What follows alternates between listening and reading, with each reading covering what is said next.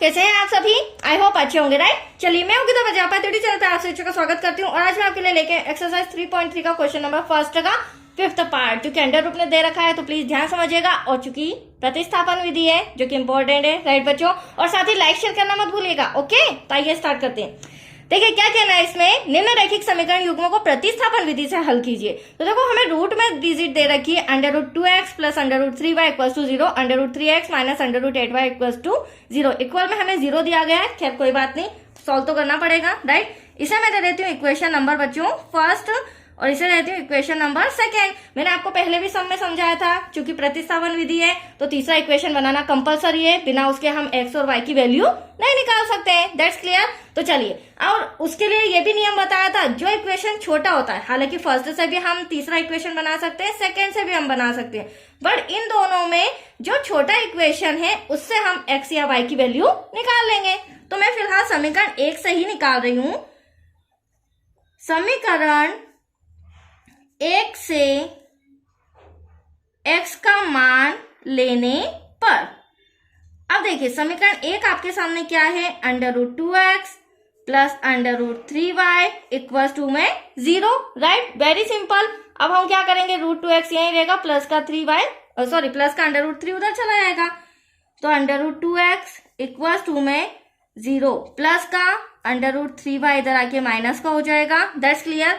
अब हमें तो x चाहिए, x का मान चाहिए, तो √2 कहाँ आ जाएगा बच्चों, डिवाइड में आ जाएगा। तो चलिए अगली स्टेप क्या हो जाएगी हमारी, हाँ, √3y का 0 में प्लस करेंगे तो माइनस करेंगे, प्लस नहीं करेंगे तो एटलीस्ट वही आएगा, और इंटू का √2 कहाँ आ जाएगा, डिवाइड में। अब आप देख सकते हैं ये जो हमारा x का मान आया, यही हमारा इक्वेशन नंबर 3 आया है। एनी डाउट आपको? अब देखिए सबसे इंपॉर्टेंट पॉइंट, यहाँ बच्चों को बहुत कंफ्यूजन होता है, हम x का मान तो ले आए बट इसे समीकरण फर्स्ट में रखेंगे या सेकंड में। तो मैंने पहले भी आपको समझाया था, यदि हम समीकरण फर्स्ट से x या y की वैल्यू निकालते हैं तो उसे समीकरण सेकंड में रखेंगे। That's clear. और अभी मैं ऐसे ही करूंगी, बट यदि आप समीकरण सेकंड से x या y की वैल्यू निकालते हैं तो उसे आप किस में रखेंगे, फर्स्ट में। That's clear. क्रॉस इक्वेशन में रखा जाता है। तो चलिए x का मान, इंस्ट्रक्शन लिखते हैं, x का मान समीकरण 2 में रखने पर, अब समीकरण 2 रिटर्न करते हैं। समीकरण 2 हमें दिया गया √3x माइनस का √8y इक्वल टू में 0। अब देख सकते हैं आप, 1 से x के प्लेस पर ही उसकी वैल्यू आ जाएगी, √3 ब्रैकेट में माइनस का √3y डिवाइड में √2, यहाँ पर माइनस का √8y इक्वल टू में 0। That's clear. अब ब्रैकेट सॉल्व करेंगे तो ध्यान से समझिएगा बच्चों, रूट से रूट पहले तो प्लस माइनस माइनस हो जाएगा, और यहाँ √3 है तो सिंपल 3 माइनस का सिंपल 3y डिवाइड में √2, और यहाँ पर माइनस का √8y इक्वल टू 0। अब अगली स्टेप पे हम क्या करेंगे, ये जो डिवाइड का √2 है ये आ जाएगा इधर मल्टीप्लाई में, और यहाँ भी मल्टीप्लाई में। 0 में जब मल्टीप्लाई करेंगे तो एटलीस्ट √2 आएगा, और 8 में जब इसका मल्टीप्लाई होगा तो 2 8 16 हो जाएगा। देखिए मैं यहीं पर रिटर्न कर देती हूँ, माइनस का 3y 2 8 √16y, और 0 में जब √2 का मल्टीप्लाई होगा तो एटलीस्ट 0 ही आएगा। ये बेसिक चीज तो हमें पता ही है, राइट। अब अगली स्टेप में हम क्या करेंगे बच्चों, ये जो √16 दिख रहा है, अगर मैं इसे सॉल्व करूं तो 60 का वर्गमूल क्या होता है, 4 होता है, तो इसके प्लेस पर अब हम क्या लिख सकते हैं, 4y। That's clear. देखिए मैं यहाँ पर सॉल्व कर देती हूँ। पहले आ जाएगा हमारा माइनस का 3y, फिर √16 के प्लेस पर क्या आ जाएगा, 4y इक्वल टू में 0। एनी डाउट यहाँ तक? बहुत ही इजी सम है। अब आप देख सकते हैं ये भी माइनस का, ये भी माइनस का, माइनस माइनस प्लस हो जाएगा, बट साइन माइनस का इक्वल टू में 0।